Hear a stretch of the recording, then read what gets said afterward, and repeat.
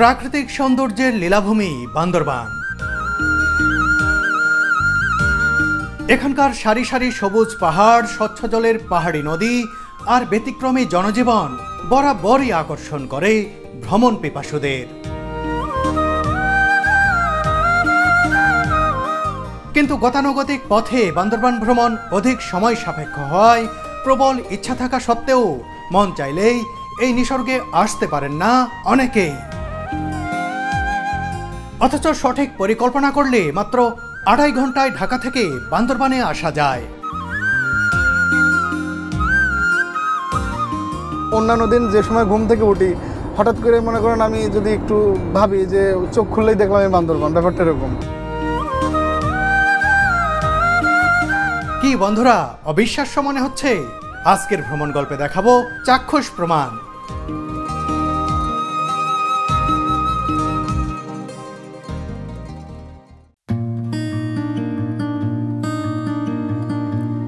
আমরা একটি উবারে private car call করেছি।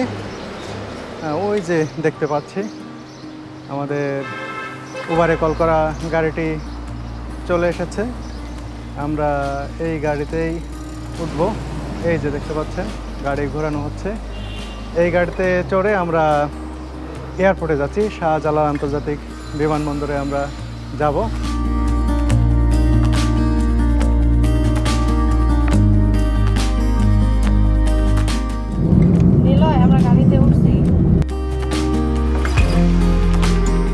বন্ধুরা, আগে আমি ঢাকার রামপুরায় থাকতাম। কিছুদিন হলো বনশ্রীতে চলে এসেছি।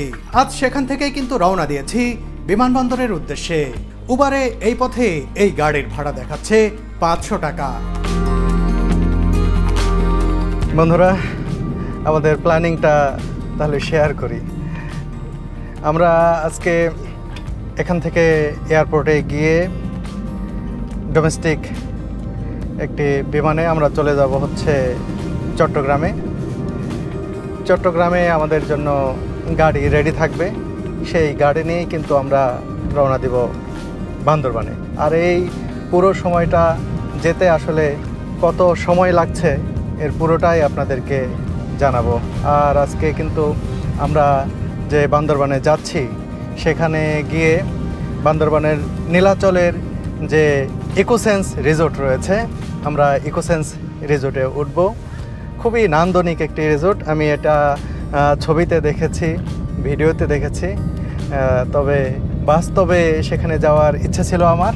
সেই ইচ্ছাটাও পূরণ হচ্ছে। সুরভিরও খুব পছন্দের একটি রিসোর্ট। সেও বেশ কিছুদিন ধরেই এই রিসোর্টটি বিভিন্ন ছবিতে, ফেসবুকে সে দেখে আসছিল। তো আজকে আমাদের ভ্রমণ সঙ্গী কিন্তু রয়েছে নিলয়। নিলয়কে আপনারা অনেক দিন দেখেন না আমার ভিডিওতে। আজকে এই ভিডিওতে দেখতে পাবেন। কিছুক্ষণের মধ্যে সেও গাড়িতে উঠে যাবে। বাড্ডায় আমাদের সাথে যোগ দিল নিলয়। মাত্র 2 থেকে 2.5 ঘন্টায় কিভাবে ঢাকা থেকে বান্দরবানে যাওয়া যায়, আজ আমাদের সাথে এই অভিজ্ঞতা সঞ্চয় করবে নিলয়ও। বলে রাখি, ফ্লাইটের শিডিউল ঠিক থাকলে এয়ার অ্যাস্ট্রার বিমানে সকাল 7:45 আমরা উড়াল দেব চট্টগ্রামের উদ্দেশ্যে।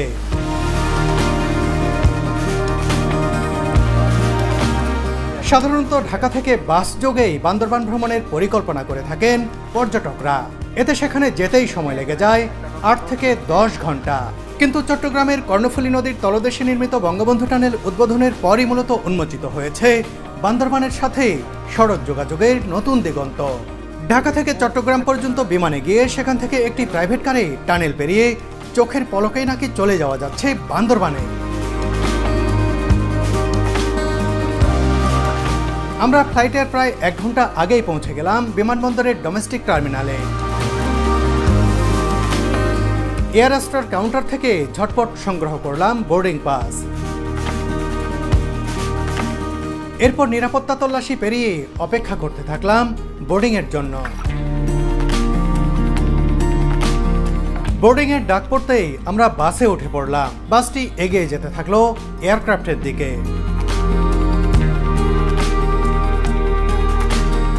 বলে রাখি, ঢাকা থেকে বান্দরবান পৌঁছানোর সময় গণনা শুরু করব বিমানের ফ্লাইটের সময় থেকে। আমাদের যেহেতু আজকের ফ্লাইটের টাইম 7:45, ঠিক ওই সময় থেকেই শুরু হবে গণনা।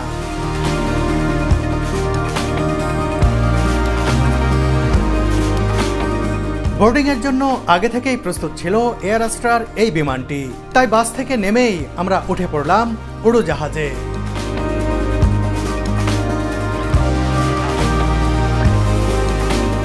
এই ট্রিপে জনপ্রতি আমাদের ওয়ান ওয়ে টিকিটের দাম পড়েছে 4000 টাকার কিছু বেশি। শুধু সময় নয়, এই পথে জনপ্রতি টোটাল কত খরচ হবে যেতে যেতে তাও জানিয়ে দেব আপনাদের।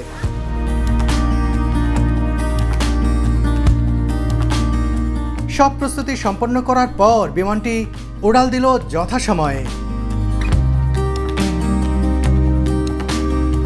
আকাশে ভাসতে ভাসতে আমরা এগিয়ে যেতে থাকলাম চট্টগ্রামের দিকে। একের পর এক মেঘের রাজ্য পেরিয়ে আমরা চলে এলাম চট্টগ্রাম বিমানবন্দরে।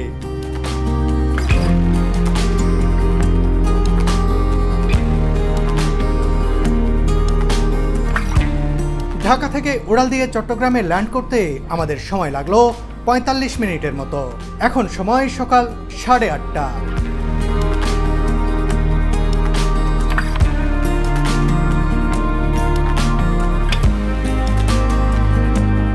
বিমান থেকে নেমে টার্মিনাল ভবনে এসে লাগেজ সংগ্রহ করে বেরিয়ে আসতে সময় লাগলো প্রায় আধা ঘন্টা।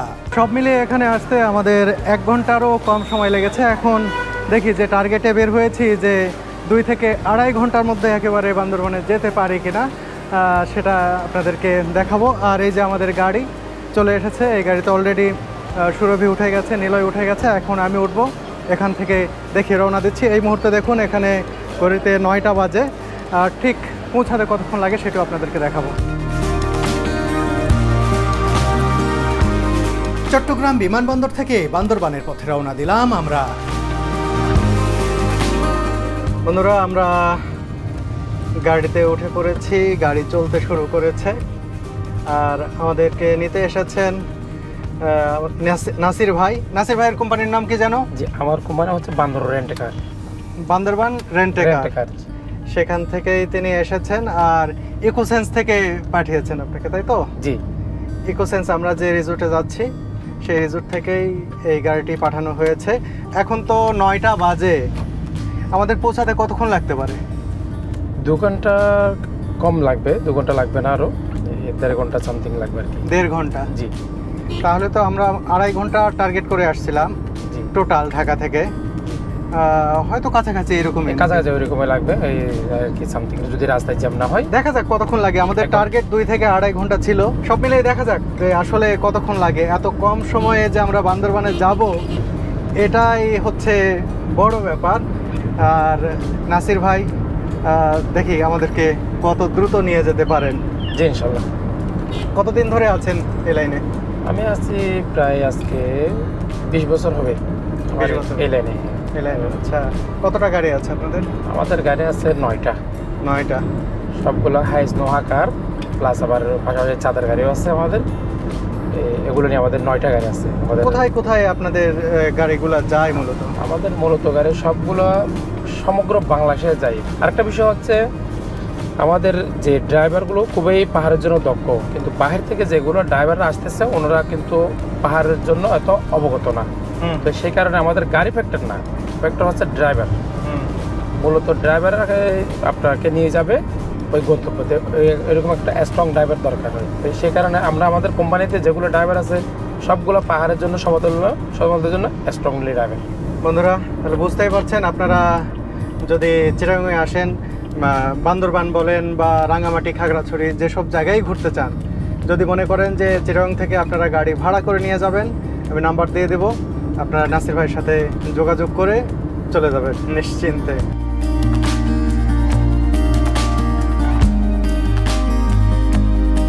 এবার আমরা চলে এসেছি কর্ণফুলী নদীর তলদেশে নির্মিত বঙ্গবন্ধু শেখ মুজিবুর রহমান টানেলের কাছে।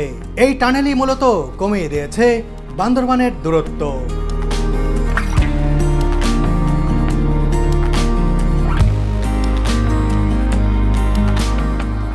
প্রথমবার আমি এই টানেল অতিক্রম করছি। এই মুহূর্তে আমাদের গাড়িটি একেবারে নদীর মাঝ বরাবর রয়েছে। নদীর 150 ফুট গভীরে নির্মিত এই টানেলের দৈর্ঘ্য 3.32 কিলোমিটার।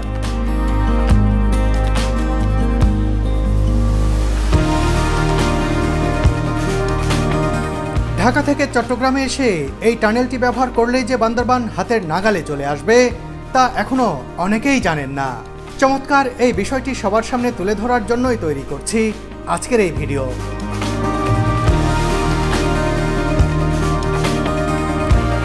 তুমি এর আগে কতবার বান্দরবান গেছো? আমি এর আগে অ্যারাউন্ড 10 থেকে 12 বার বান্দরবান গেছি এবং প্রতিবারই বান্দরবানের খুব গহীনে ট্রেকিংয়ে গেছি। তো এবার আসলে ঢাকা শহরের তীব্র দাবদাহে জীবন যখন বিপর্যস্ত, ঠিক সেই সময়ে মানে চিটাগাঙে মানে চট্টগ্রাম বন্দরে এই বন্দর নগরীতে প্রবেশ করা মাত্র একটা চার্মিং ওয়েদার অনুভব করলাম। আর বান্দরবান তো টেম্পারেচারটা আরও একটু কম হবে, তো সেখানে ওয়েদারটা আরও চার্মিং হবে। সেটা না, বৃষ্টি হবে। জানতে চাচ্ছি এর আগে যখন বান্দরবান তুমি গেছো হ্যাঁ, তখন কতক্ষণ লেগেছে তোমার যাইতে? এর আগে বান্দরবানে গেছি আমরা নর্মালি তো ধরেন রাতের বেলায় রওনা দিতাম, রাতে 10টা-11টায় রওনা দিতাম, সকালে গিয়ে পৌঁছাইতাম, সেটা আলীকদম হোক বা বান্দরবান। কয় ঘন্টা লাগে? ধরেন অ্যারাউন্ড 8-9 ঘন্টা, 8-9 ঘন্টা লাগতো। 8-9 ঘন্টা। হ্যাঁ, তো আজকে আমরা হ্যাঁ, যে এত দ্রুত যাচ্ছি, আমরা ধরে রেখেছি 2-2.5 ঘন্টা বা সর্বোচ্চ 3 ঘন্টা, যে এত দ্রুত যেতে পারছি, এটা কেমন লাগছে? এত দ্রুত যেতে পারছি। নর্মালি এখন বাজে হচ্ছে ভাই সকাল 9টা, তো আমি দেখা যাচ্ছে ঘুম থেকেই উঠি সকাল 10টা, 11টা, 12টা। তো আজকে ঘুম থেকে উঠলাম ধরেন 6টার সময়। ঘুম থেকে অন্যান্য দিন যে সময় ঘুম থেকে উঠি, হঠাৎ করে মনে করেন আমি যদি একটু ভাবি যে চোখ খুললেই দেখলাম আমি বান্দরবান, ব্যাপারটা এরকম। নর্মালি ঘুম থেকে উঠি 11টার সময়, আর এবার ঘুম থেকে উঠার আগেই আমি বান্দরবান, সকালেই।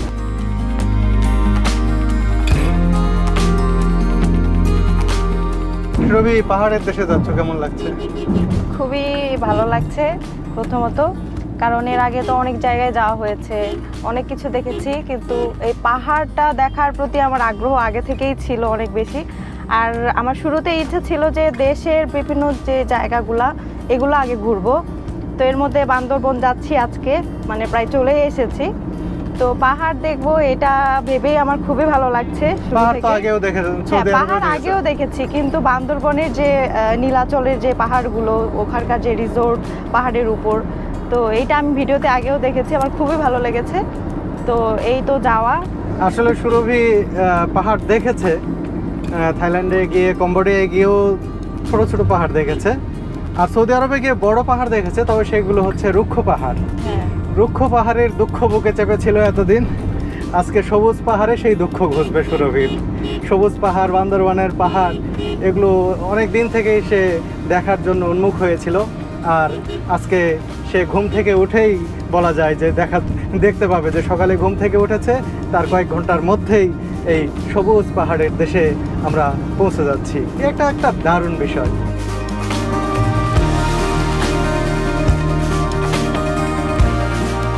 চট্টগ্রাম বিমানবন্দর থেকে বান্দরবান শহর পর্যন্ত যাওয়ার জন্য নাসির ভাইয়ের এই 7 সিটার গাড়িটি ভাড়া করা হয়েছে 4000 টাকায়। আর আপনারা যদি প্রাইভেট কার ভাড়া করেন তাহলে 3 থেকে 3500 টাকায় মিলে যাবে। এবার এই পথের খরচ আমি শেয়ার করছি আপনাদের সাথে। উবারে বনশ্রী থেকে এয়ারপোর্টে এসেছি 500 টাকায়, 3 জনের এয়ার টিকিট 12,000 টাকা আর গাড়ি ভাড়া 4000 টাকা, সব মিলিয়ে সর্বসাকুল্যে 16,500 টাকা খরচ পড়েছে আমাদের। এটাকে যদি 3 জনের গড় হিসাব করি তাহলে জনপ্রতি খরচ দাঁড়ায় 5,500 টাকা।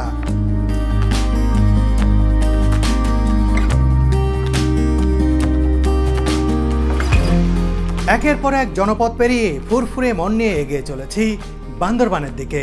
বৃক্ষশোভিত পথ আর সবুজ ফসলের মাঠ দেখতে বেশ লাগছে।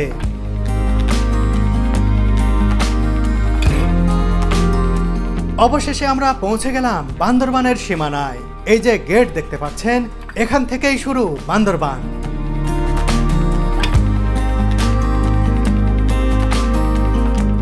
মানে এই গেটে থেকে, এই গেট থেকে শুরু বান্দরবনে আমরা বান্দরবনে প্রবেশ করলাম।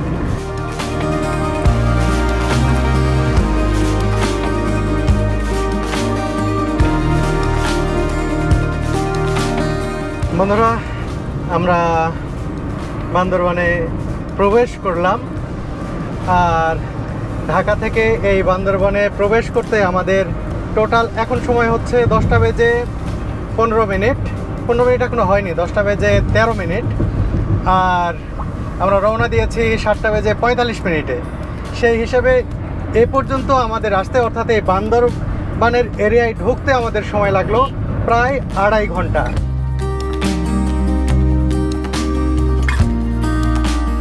মাত্র 2.5 ঘন্টায় ঢাকা থেকে বান্দরবান চোখের সামনে এখন দেখতে পাচ্ছি, 2.5 ঘন্টার ব্যবধানে। এটা আসলে আমার কাছে কল্পনাতীত মনে হচ্ছে, এইভাবে চিন্তাই করিনি।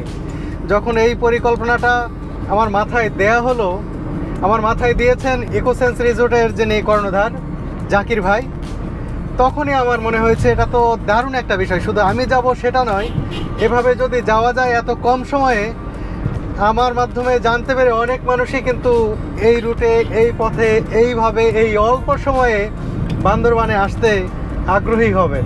আমার সত্যি সত্যি খুবই ভালো লাগছে যে মাত্র 2.5 ঘন্টার ব্যবধানে আমি বান্দরবানে একেবারে ঢুকে গেছি।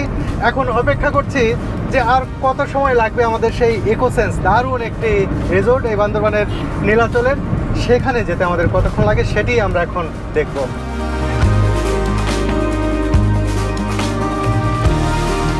বান্দরবানে প্রবেশের পর ধীরে ধীরে পাহাড়ি প্রকৃতি চোখের সামনে ধরা দিতে থাকলো।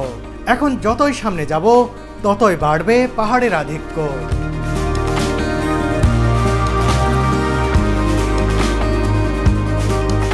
এই পথে একটি চেকপোস্টে আমাদের পরিচয় জানতে চায় পুলিশ। বিদেশি কেউ আমাদের সাথে আছে কিনা জানতে চায়। এরপর আমার ন্যাশনাল আইডি দেখে ছেড়ে দেয় তারা। বলে রাখি, বান্দরবান বিদেশি নাগরিকদের জন্য রেস্ট্রিক্টেড এরিয়া। আপনাদের সাথে যদি কখনো বিদেশি কোনো বন্ধু আসে, তাহলে কোনো ট্রাভেল এজেন্সির মাধ্যমে অবশ্যই তার জন্য পারমিট নিয়ে আসবেন। এই রাস্তা কোথায় গেল? এই রাস্তা বান্দরবান শহরে গেছে। আর আমরা এই রাস্তা ধরে যাচ্ছি নীলাচলের দিকে, অর্থাৎ আমাদের যে ইকোসেন্স রিসোর্ট সেদিকে এগিয়ে যাচ্ছি আমরা।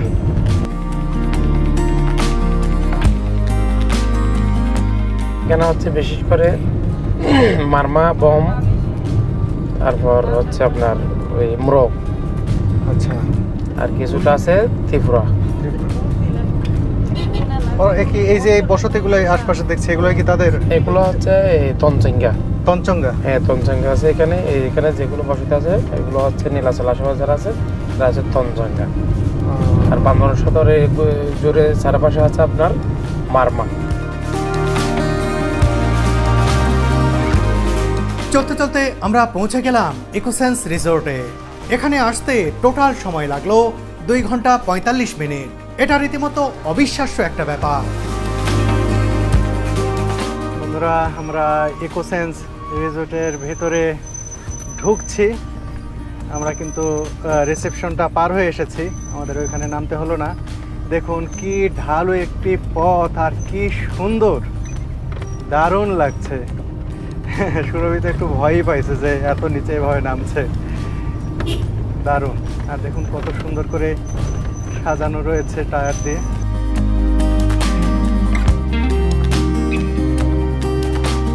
ও, এটাও কি একটা রিসেপশন নাকি?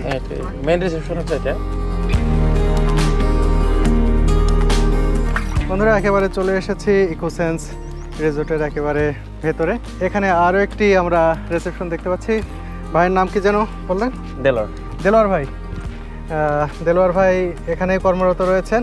এটা কি আরেকটা রিসেপশন নাকি? আমাদের রিসেপশন হচ্ছে এটা প্লাস লবি আর কি। ওইখানে একটা রিসেপশন দেখলাম, যে ওটা হচ্ছে আমাদের মেইন গেট আর কি। Main gate.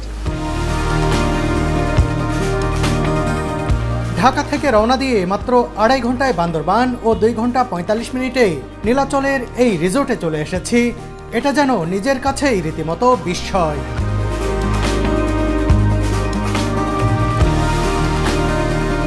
নীলাচলের সুউচ্চ পাহাড়ে গড়ে ওঠা ইকোসেন্স রিসোর্ট সত্যি অসাধারণ। প্রকৃতির সাথে মিতালি করেই যেন তৈরি করা হয়েছে এখানকার সব কিছু। এখানে আসার পরপরই ওয়েলকাম ড্রিঙ্কস হিসাবে আমাদের জন্য নিয়ে আসা হলো বান্দরবানের পাহাড়ি মিষ্টি তেঁতুলের জুস। এই প্রচণ্ড গরমে এই তেঁতুলের জুস শরীরকে প্রশান্তি দেবে।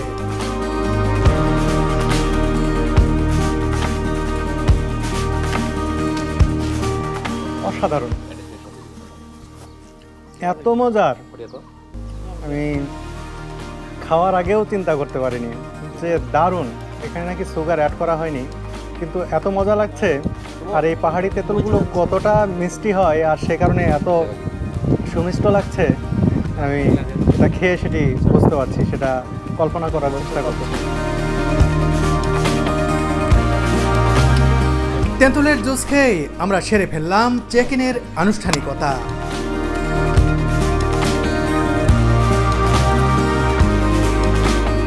বন্ধুরা, পরের পর্বে এই ইকোসেন্স রিসোর্ট আপনাদের ঘুরে দেখাবো।